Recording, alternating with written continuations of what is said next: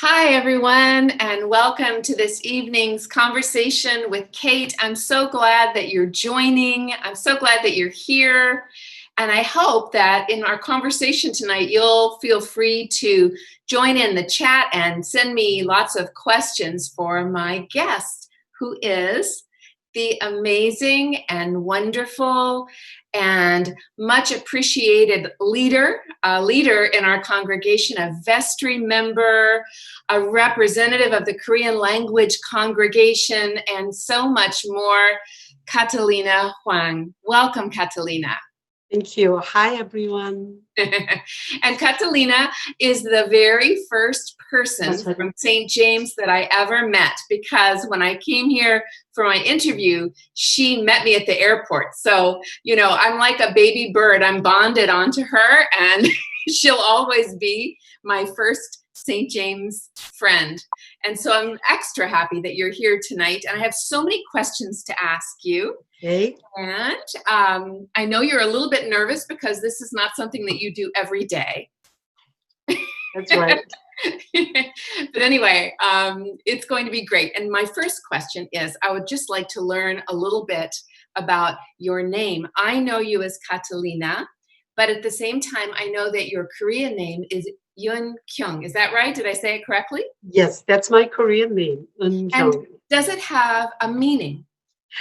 Actually, most of the Korean names are from Chinese characters. So each of the characters has meaning.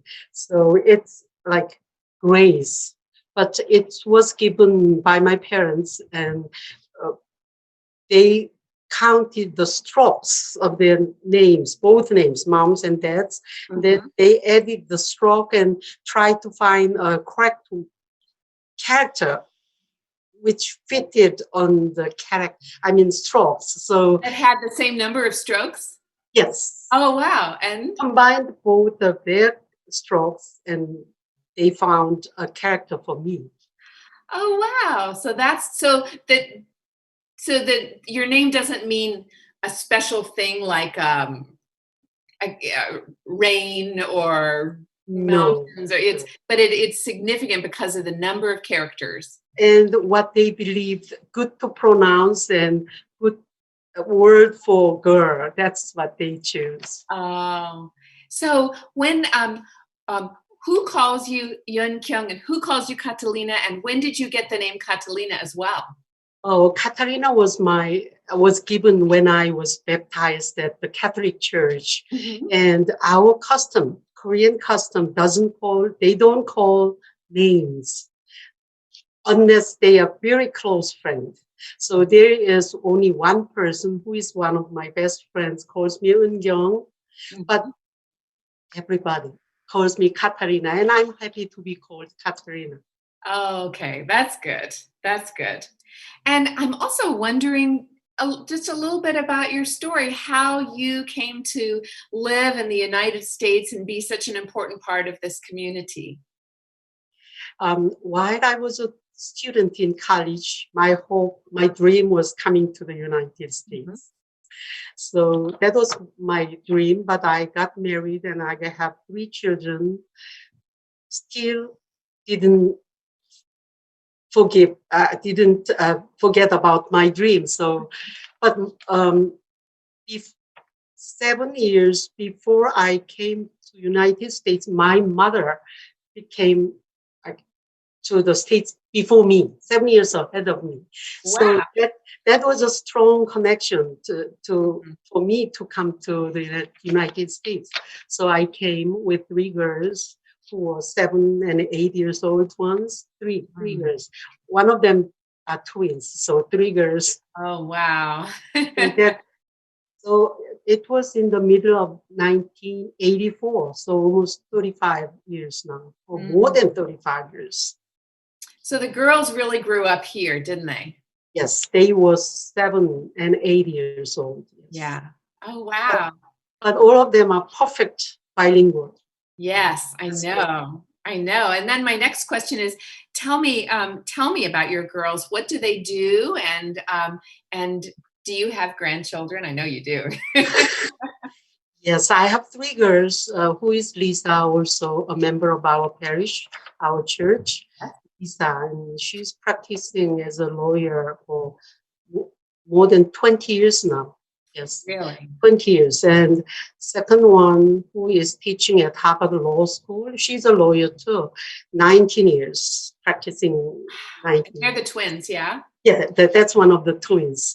And she got married, a nice Korean American boy, not a boy now, almost 47 years old, uh, who is also professor at Harvard Medical School. She is good one.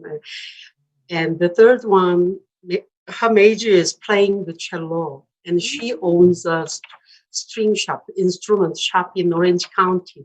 Her Really? husband, her husband played the Wow. violin and cello.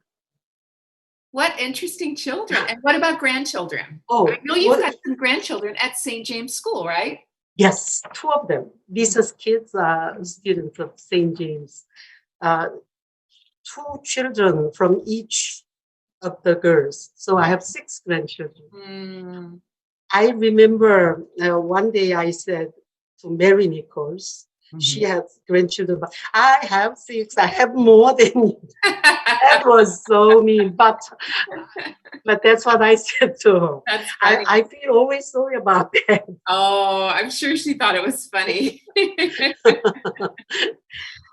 So the girls who are at St. James School, I think, is it Rebecca who's about to graduate? Yes, she's Yeah. going to go to junior Amazing. middle school this year. Yeah, Yeah. And then the little one, what is her name again? Molly, Uh-huh. Molly. And she's in fourth grade? third, I guess, third. Yes. Very exciting. So you're really a saint member of the St. James community because you're connected to the school and you're connected to the church and the English language services and the Korean language services, everything that we do, really. I try to people to learn anything, everything, anything from the services. I'm going to just tell you that Ed Guerin is in the chat and he says it's great to see you and me. And Tom Abbott. Oh, but it's actually from Mary. Mary says, I love how Catalina is so tolerant, thorough, and kind in explaining her story to us. Mary who? Mary Abbott. Mary Abbott. Yes. I love her. So I think that's a great way of putting it. And I think that that's something that you do a lot for all of us at St. James is you kind of explain everyone to each other.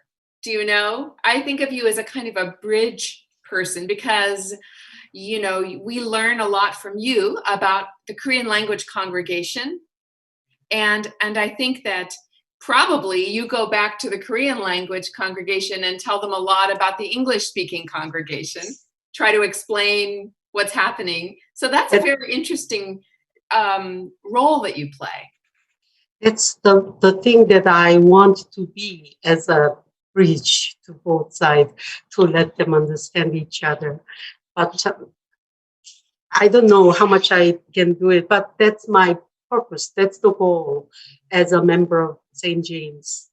I think it's a really wonderful role because one thing that I think about at St. James is we're all together, but we could know each other better, you know?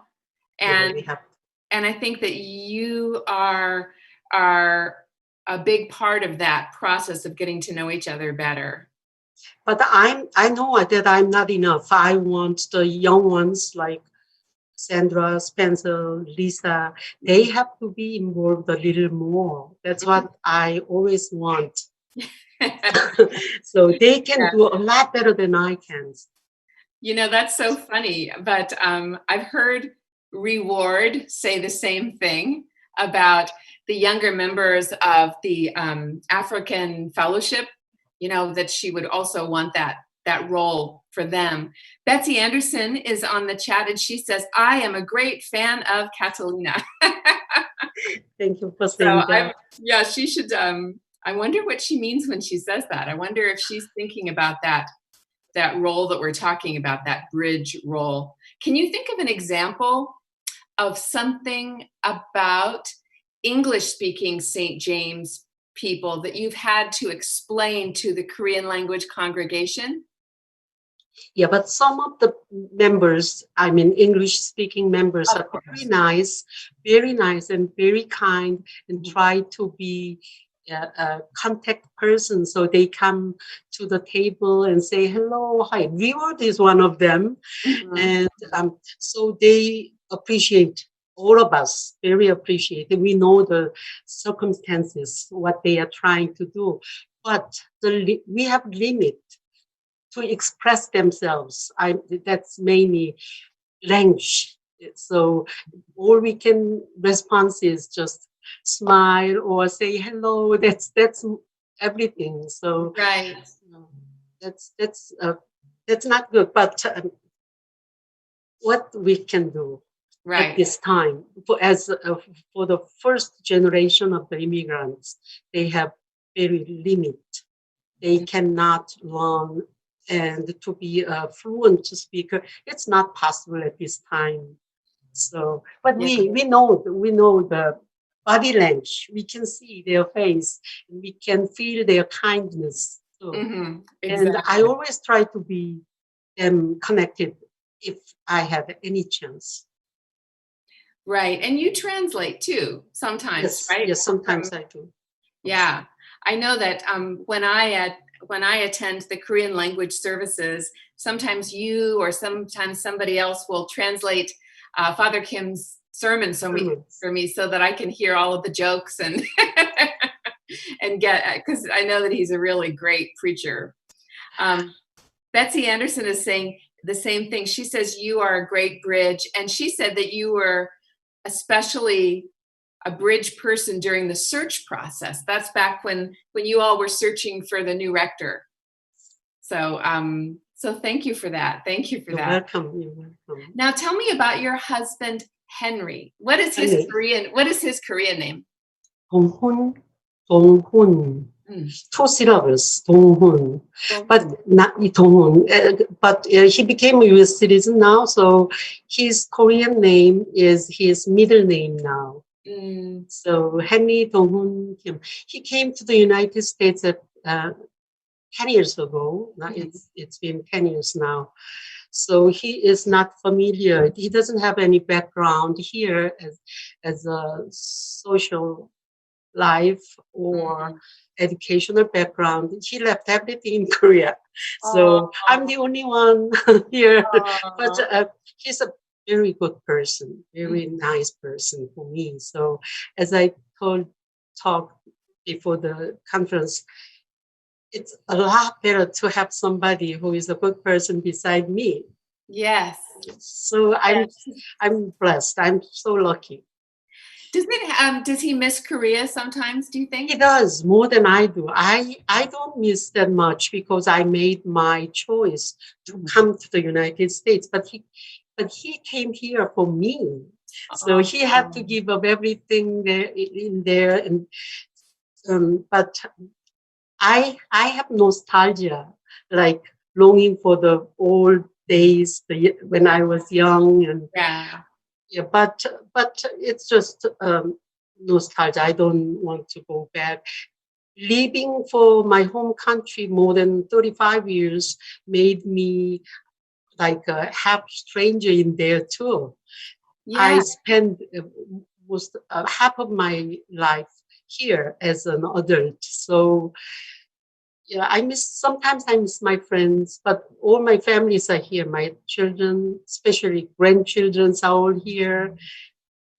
Yeah. So he is pity. I'm pity on him because he has to Oh. lose everything. But But here's a question that I have. Is it helpful at all that we have Koreatown? I mean, excuse me, what's that we have Koreatown with so many restaurants and grocery stores and so many things, reminders of home. Does that help him, or does that make him yes, feel it more? does. It does. It does. He can go outside for shopping or for just going the movie theater. He is free, feel free. He does feel free. So it helps. It helps. Yeah, I'm But sure. still the close ones, the relationship, which is close relationship with him, are all left him Yeah. behind.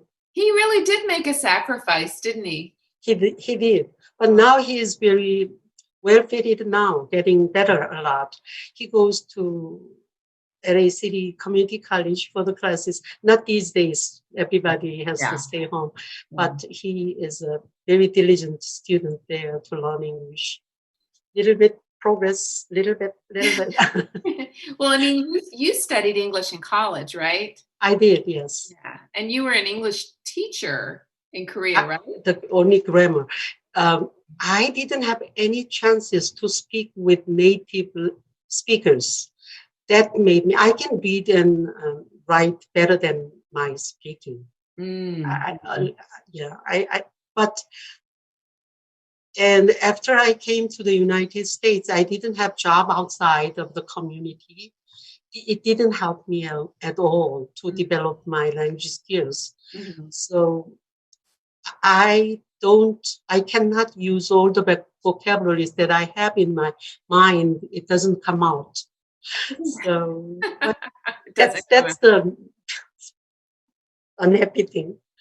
You know, speaking of language, when we get back together again, a dream of mine is that we could have regular Korean language classes for our church.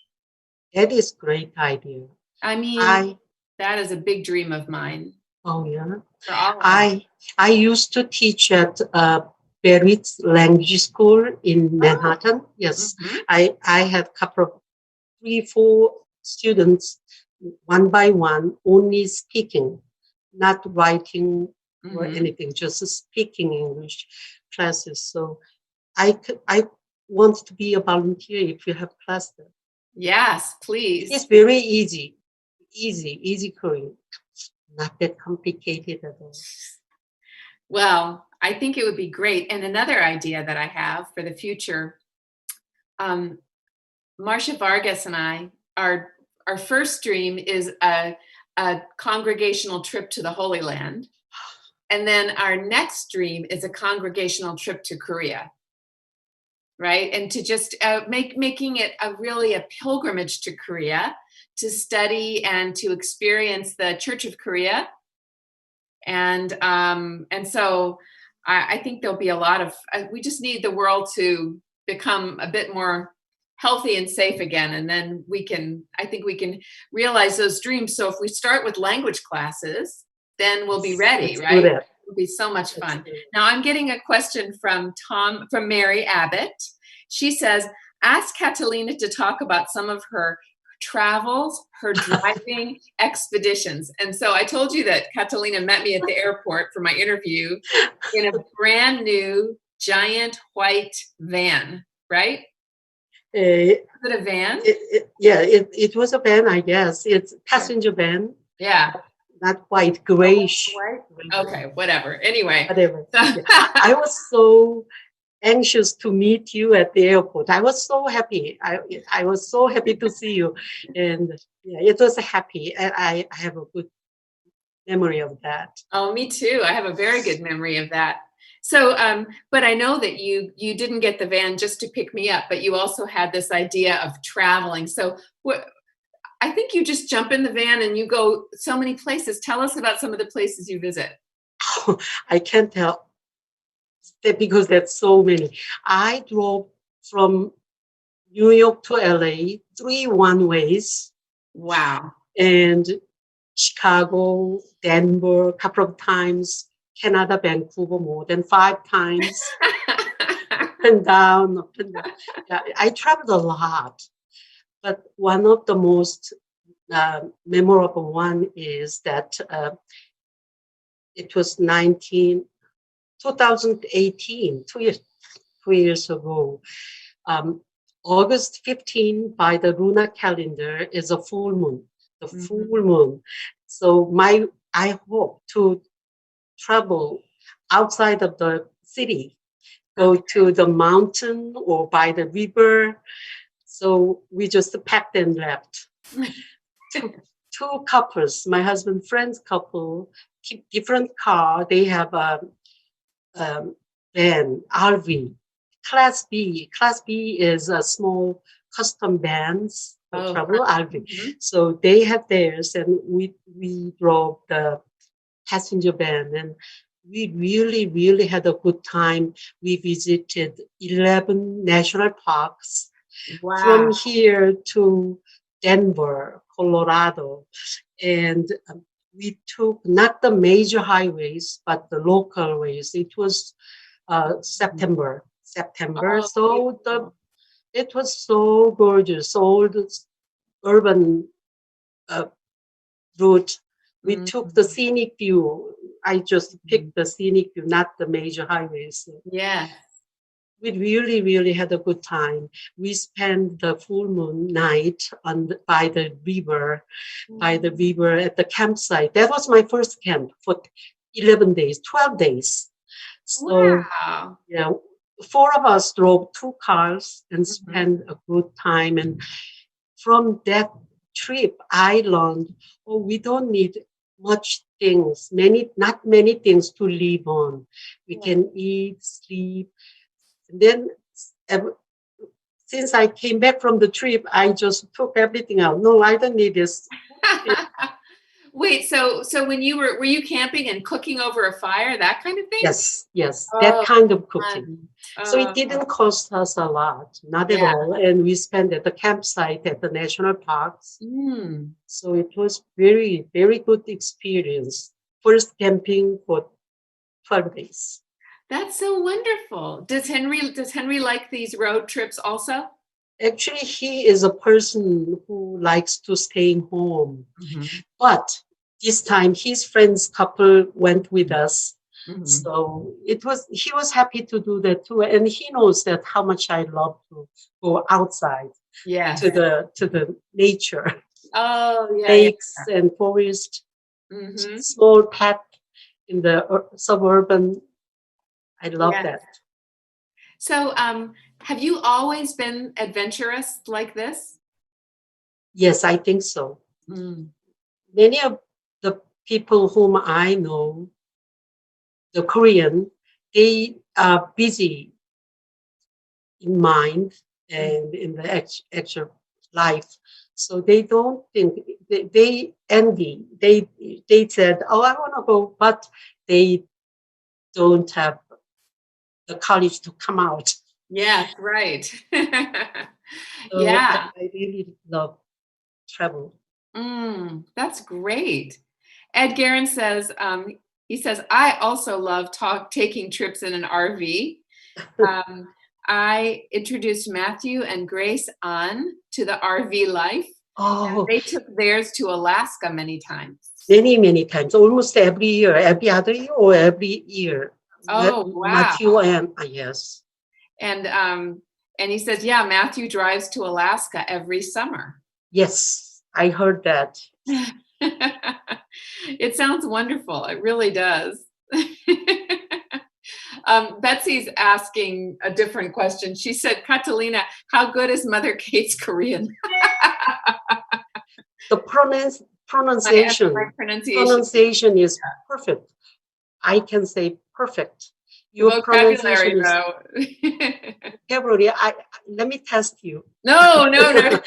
So that's what I don't know because I didn't try No, I don't have Korean. any So vocabulary. No, no. so I but you studied Korean for 2 years back when I was when I was young.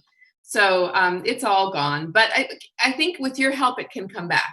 yes, I guess so. Yeah, Yes. I think so. That's why your pronunciation is almost perfect. Every single word. When I I just cannot Mhm. be surprising. But Oh, that's just she's because really I lived there for 2 years. So I heard, it's in my head, the beautiful sound of the Korean language is, um, yeah, I loved living in Korea. I loved it. Um, yeah, but we all need to learn Korean, especially at St. James. I think it would be a powerful charism for us. you know? I really do. I really do. Okay, so let me look at my questions here. I love that that we've been talking about RVs and adventures on the road. And now I want to ask you some questions about Father Kim. Oh, okay. Okay, so everybody loves Father Kim. We know that he is a great humanitarian and a great leader, and yet maybe there's more things you can tell us about his personality and his sense of humor that we might not understand as English speakers. He's very humorous person. During the sermon, Mm-hmm. we have to laugh and laugh. That's a very good thing. But my personal experience with him is he's amazing. I realized it mainly because the Korean community regards him as a very special person by his conducting a street ministry. Yeah. All days, before I knew that, recognized how they evaluate him, St. James was known as a private school because of the private school. It's a good school. It's center of the town, but it's private school. They have to pay the tuition, so it's for the people who has enough money to the people, not for the outside of the community. But since Father Kim works as a minister for the street ministry, everybody, many people whom I know, many people are saying really, really good words on him and St. James too. That's an amazing thing, one of his works. Mm. Yes, and I also love the way that he's so connected with also the Buddhist community. All the communities, not only the churches. Yes, all the different churches. I think that's wonderful too. And also other Korean clergy people. He's also, I know he really helps and supports his clergy brothers and sisters as well. He gets help from many different fields of the society, all different fields. Mm-hmm. I think the thing that it is possible for him to do the works he wants to and what he is doing is because there are helps from the other people. For example, David Lee. Mm-hmm. David Lee, he helps him a lot in many different ways to support the cause. It was possible because of him, I can say. Yeah. Those people, so generous. We are so grateful for David Lee. He's another great humanitarian, isn't he? I know he is. So and a great singer. He was a famous singer when he was young in Korea. Really? He was a very, very famous idol like BTS, but he was a solo singer. Wait. He is. Like David Lee. David Lee was. I know. And he's So was he on television or in the theater or where would? Everywhere television. He was one of the top 1 or 2 singers. He was the top singer. I love it when he sings in our Korean language service. Yes, he was a good singer. Very, very famous singer. Wow. So we have a celebrity in our church. I love it. Let's see, I'm looking at my questions again. When you think about your friends in the Korean language service, can you think what are some of the hopes and dreams that the Korean language congregation has? The dreams as a parish member, the church members at St. James. Okay. How they would like, what are their dreams for St. James? What are their dreams for the life of the church? Oh, okay. Now, you are the one who allow us to have our own Korean language services. Mm-hmm. Most of our hope or dream was having Korean service in Korean from the beginning to the end, not in the middle of the service we can join for communion, not like that. But you made it possible. So everybody, every single parent, the members really, really appreciate for that to you. And everybody is, they cannot tell how they feel. They are really, really wants to say appreciation to you about that. Now they feel like we are welcomed now. That's what they use now. We are welcome now ever since Mother Kate. Oh, that's beautiful. It's true. Well, I think there's an issue here, though. It's a very tricky issue. When I first came, the first conversation we had was you sharing this dream that the Korean language congregation wanted to worship in Korean. Because on the days when there was no Korean language service, people didn't go to church, right? We had separate service. Started at the parish hall, and then we joined by the time when we get the communion.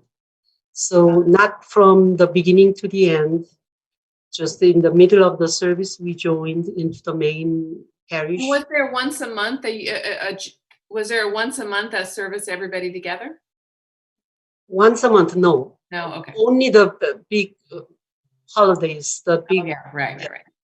So, so I really understand that, and at the same time, I think other people say, but unity is so important. So it how is. do you balance unity and cultural and language and cultural integrity, right? Yes, there are two things, but the reason why we want to have service in Korean is for my case, I just want to devote myself the whole time of the service from the beginning to the end. But if I go to the English speaking service, then I know what they are doing now, what's the process now, but I cannot completely unified with the others. I have to read the prayers and everything, but it sometimes go behind them, slow than the neighbors, next person. That kind of things make me prevent to join the whole mind. So only the reason of the language. That's the one. And you're already such a good English speaker, so that must be much more challenging for somebody whose English is very limited. That's how I understand them. I may be the one of the person who joins English speaking services, but still I'm very nervous when I go to that service. I don't free. It's not. For me, it doesn't make me feel like I'm in the service to worship. But before giving my whole mind during the service, I have to try to follow up the things. What is this? Am I wrong? Am I correct? Am I with them now? So that is like a little bit different. Yeah. Only that reason. That's the only reason. Doesn't sound very relaxing. No, it's not. It sounds like the typical experience of a newcomer coming to the Episcopal Church. They're always wondering, wait, this book, it's so confusing in the beginning. But that makes a lot of sense that in the old days, if you were in another space worshiping in Korean, and then you came into the main church, right? Right. For the English portion, you were making a sacrifice, but the English-speaking congregation actually wasn't making a sacrifice. But they were disturbed. But in the middle of the service, the people came into the service. So that I don't think that was a good idea either. So that's why we wanted to have Right. from the beginning to the end, and not at the parish hall if possible. I We know. want to, Yeah. so at that time, most of the people feel like guest as a guest, not the member of the St. James. Mhm. Are we guests? Are we invited? Are they happy to be with us in the middle of the service? I feel like that. And when I talk to the friends from church, they have the same feeling. So now everybody is so happy. Well, That's true. that's good. I'm really glad everybody's happy. And I'm also glad that you talked about this, because I think that maybe for many English speaking parishioners, they maybe don't understand this, hadn't heard this perspective. So it's good to know, right? I that's what I want them to know. No other reason. Most of them are first generation of immigrants, and they are Episcopalian before they come to the United States, but they didn't have good chance to get used to the English speaking service. Course. And Mary Abbott says something here. She says, it's probably much less prayerful not to understand the service completely. So it takes you out of place, an attitude of prayer. If you're struggling. So again, thank you for helping us understand that. Ed Guerin has a comment. He says, he's talking about Father Kim, and he says, Father Kim has a beautiful, warm light coming out of him that transcends language. That's true, isn't it? Yes. Yeah. He just embodies, to me, the Christian spirit. So much so. Amazing people. Yeah. Amazing, amazing person. Do you think, can you think of any other hopes or dreams for this particular, what do the Korean language parishioners, what are their dreams for their children, these children that they have raised here in the United States? They are almost Americanized. So there is not much to teach them or to guide them, because they live their lives as a Korean American. Yes. They won't go back to Korea, and they don't want to start from the beginning as a Korean in Korea. They won't. So I believe the parents like me are pretty much isolated from the children, because they are busy and their lifestyle is different from ours when we were their age. So we just try to tie together very closely. Yes. And not only because of the language, they have almost the same experience, same background. So, for example, when I go to the supermarket, we become friends very quickly in our language. Yes. For the first time, see the people, but we can be friends very quickly. So our hope is living in the center of Koreatown. I talked about this morning with Father Kim too. We need to do like neighborhood services or outreach programs like food pantry, but for the Korean people, very isolated old people around us. There are many apartments, senior apartments, and most of the residents are Korean. They are living not with their children. Their children doesn't live in Koreatown, so they are very isolated from their children and live very lonely everyday lives. So if we can develop outreach programs for the Koreans, I'm so sorry about I'm talking about the Korean, but as a Korean, I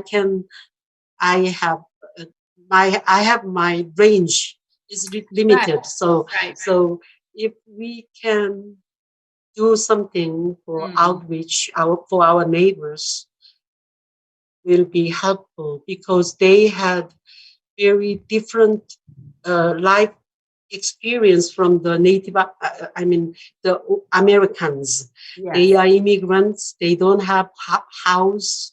They have they had very difficulties to find the jobs.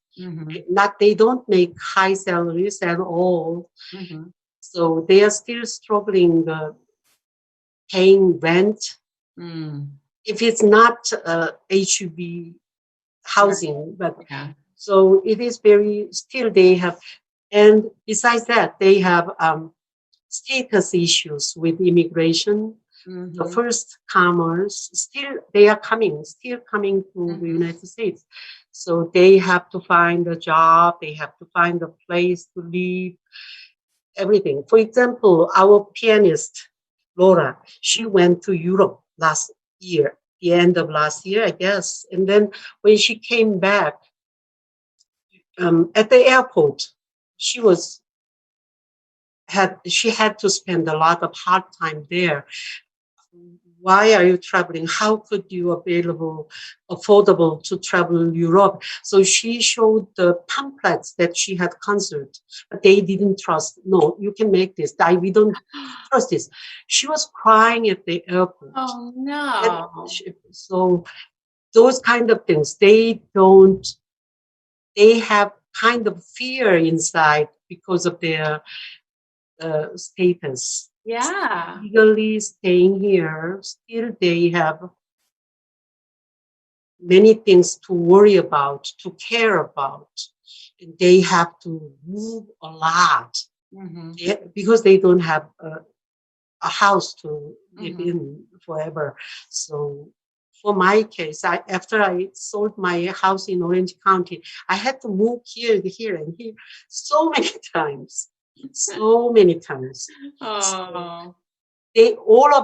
Most of the Korean people, there are only less than 10% of Korean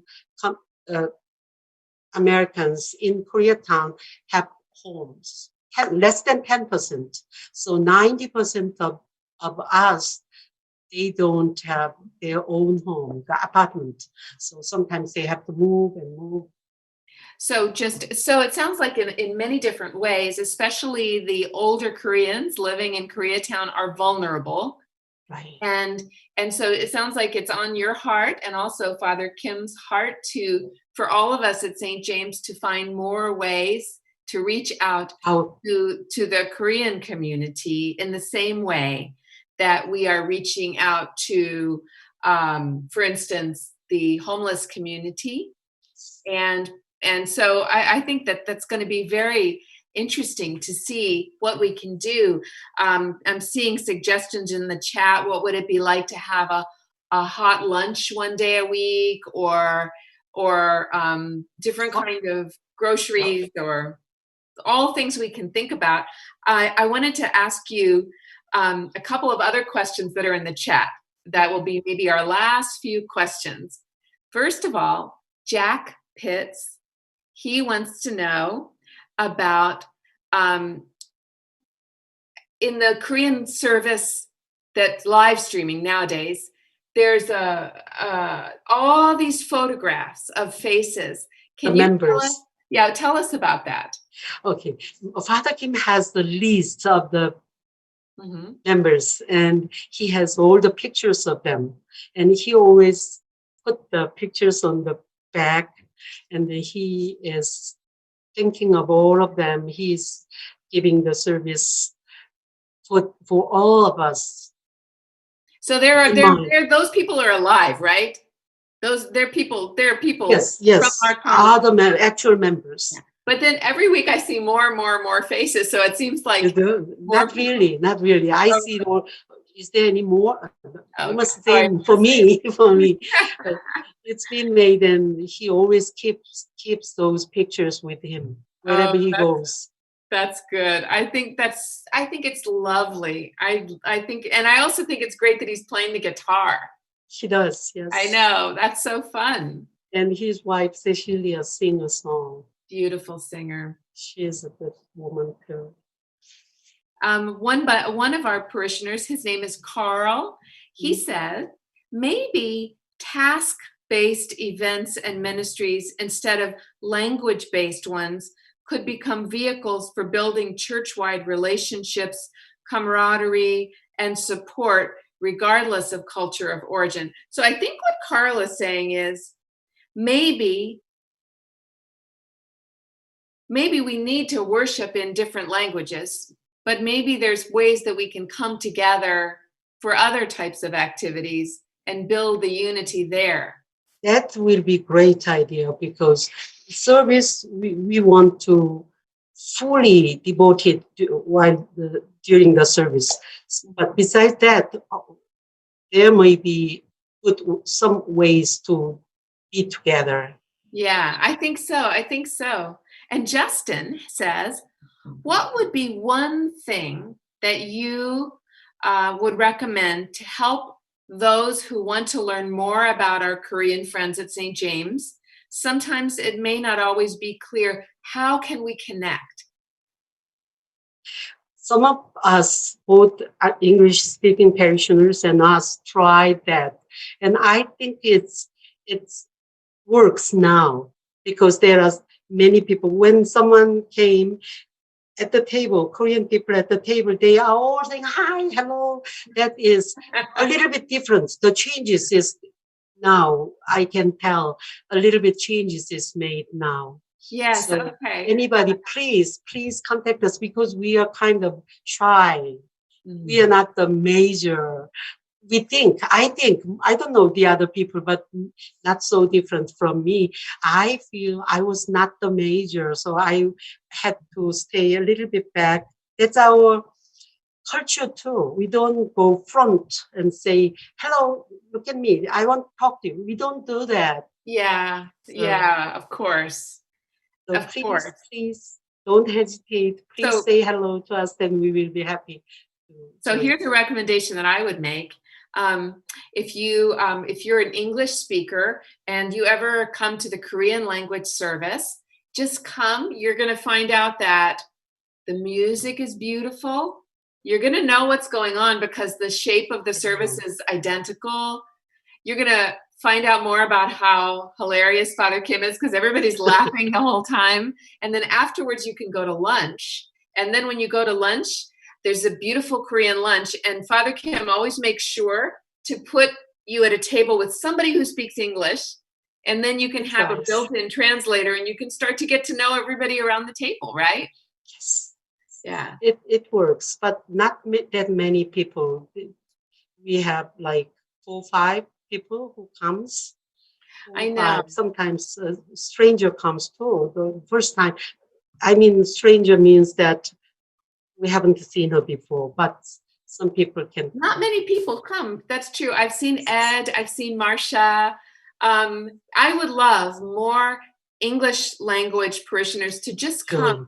And just the other thing about the Korean language service is it's so spiritual that you can just feel fed by the beautiful service. It's a great experience.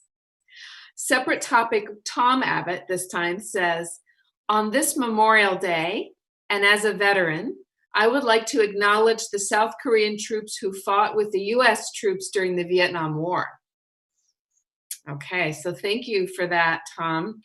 The United States and South Korea have such a long friendship, connections. So many connections, yeah. I think that we've asked a lot of questions and we've gone through so many different topics tonight, and this is usually when I end the conversation. So before I end, I just want to know, how are you doing with the pandemic? I'm okay. As I talked to you before, I have my husband here with me, so we can spend, and we have much time to share, talk, and especially for me, I realized that I didn't thank God enough before I have this. Now, if I reflect those days before the pandemic, everything was blessing. Mhm. I realized it. Mhm. Everything, there is nothing can be complained, there cannot be any complaint at all. So uh, after this, I may be a better person. Because I knew that how blessed I was, and I just skipped feeling and saying thank thankful. So it was a good chance for me to Yes. to Yes. say thank you, God, everything you gave me, Mhm. everything I'm going to have from now on at this moment too. I'm so lucky. It's not a war. I was born during the Korean War. It was so miserable. No food, everything. Not so cold on icy land, but everything is good, and I know that's a blessing from our Mm. God. Well, you are I feel like you are such a powerful force for good at St. James. You touch so many lives with your big heart and your deep spirituality. And I just want to thank you for being such You're an very amazing, welcome. you are such a gift to everyone. Thank you. Thank you for saying that, Mother Kate. And thank you for being with me tonight on Conversations with Kate. Thank you. I hope that it didn't turn out to be a terrifying experience, right? It's No, fine. it's not. But I'm sweating. Thank you for Oh my inviting gosh, me. thank you so much. And thank you everybody for being with us tonight. We Hope give to see thanks you for soon. Kathalina Hwang. We hope to be back together soon. And Yes. in the meantime, Mm. we're praying for each other, right? Yes. All right. Good night, everyone. Thank you. And thanks again, Kathalina. Good night, everybody. All right. Bye. Bye. Bye-bye.